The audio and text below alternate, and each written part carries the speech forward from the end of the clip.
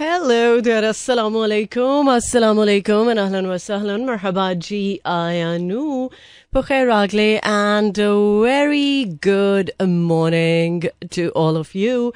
Well, Janab, this is me, none other than Chirpy and Crispy, live and loud. Hori and Aisha Malik आपके साथ, आपका हमारे साथ रहता है every Monday to Saturday, सुबह 11 बजे से लेकर दोपहर 1 बजे तक. जरा अगर यादों की बात करें तो यादें मेरा ख्याल है कि चाहे तल्ख हो, चाहे खूबसूरत हो, कभी ना कभी तो उन पे नज़र जाती है. कभी ना कभी तो आप जो माजी है या जो आपकी याद है, चाहे वो किसी के साथ भी है, आप उसका दरवाज़ा ज़रूर खोलते हैं और देखते हैं कि क्या था और क्या हो गया है. सो अगर अच्छी याद है तो फिर तो ठीक है, आप याद करिए और शेयर करना चाहते हैं तो शेयर भी कीजिए. बट अगर कुछ यादें ऐसी हैं जो तल्ख हैं, जो आपको तकलीफ़ देती हैं, जो आपके लिए हमेशा पेनफुल हैं, आप उनके साथ चाहते हैं कि कुछ ऐसे तरीके से ट्रीट किया जाए कि आपको उनसे तकलीफ़ ना हो, तो फिर उनका दरवाज़ा कभी भी मत खोलें. क्योंकि अगर दरवाज़ा थोड़ा सा भी एक दर्द सी खुली रह गई तो फिर भी आप तंग पड़ेंगे. तो लिहाजा बेहतर है कि ज़िंदगी में अगर आप आगे बढ़ना चाहते हैं तो वो जो याद का एक हल्का सा हिस्सा है उसको बंद ही रहने दें.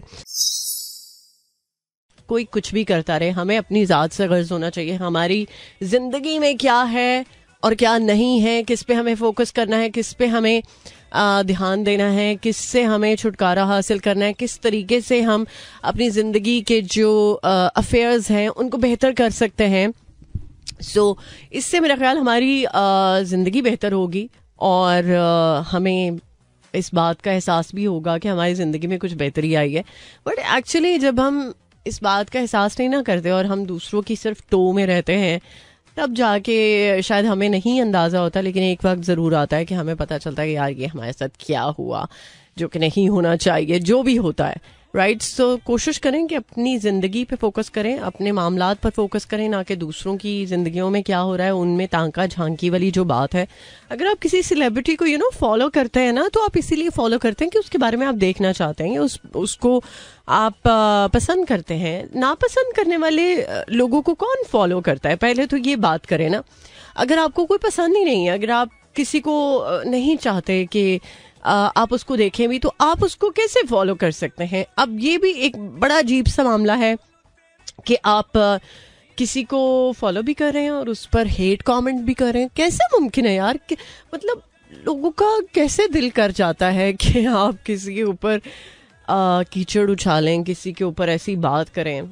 पता नहीं ये कैसे हो जाता है, मुझे नहीं पता. या शायद वो इस दुनिया की मखलूक नहीं होते.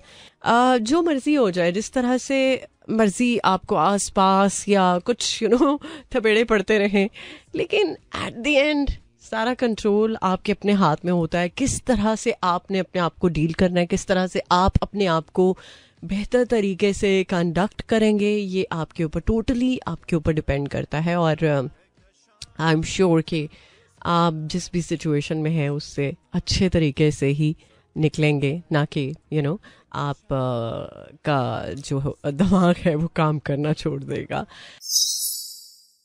वेल, अब ऑलमोस्ट गुड बाय का वक्त है और अक्सर औकात हमें दूसरों की बातें जो हैं वो इफ़ेक्ट कर जाती हैं और हम ये भी सुनते हैं कि जस्ट इग्नोर.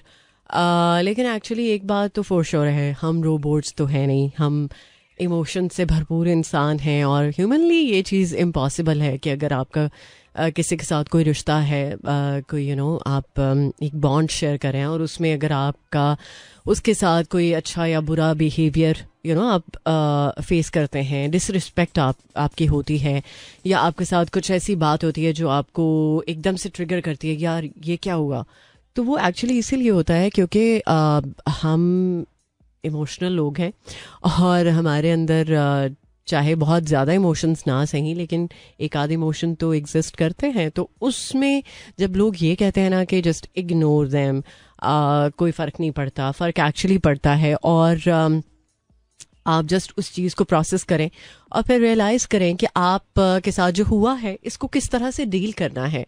आप एक बार किसी को अगर चले ठीक है चांस दे दिया, 2 दफ़ा दे दिया, तीसरी दफ़ा देना आपकी बेवकूफ़ी है, तो आप उस सिचुएशन में अपने आप को किस तरह से बचा सकते हैं ये आप पे टोटली डिपेंड करता है। तो अगर आपको लगता है कि आज किसी ने आपके साथ ऐसा किया है जिससे आप अभी तक इफ़ेक्ट हो रहे हैं, तो इट्स नेचुरल।